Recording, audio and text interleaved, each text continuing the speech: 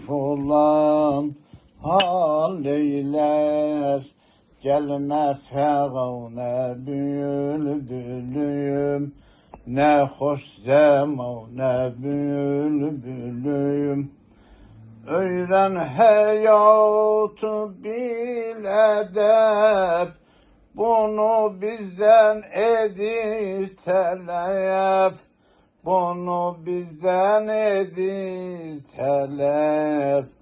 Bu hoş zamane bülbülüm, gelme fegane bülbülüm. Tabibim,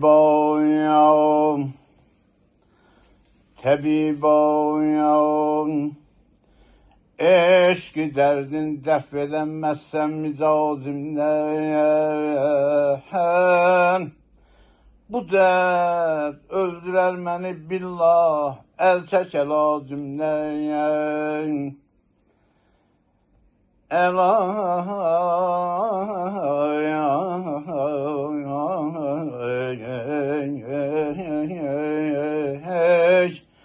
Elacı derdime canan levinden ihtiyacım var.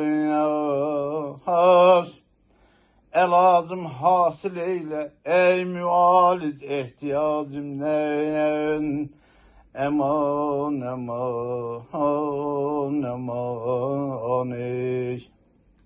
Allah cümle Sağ ol.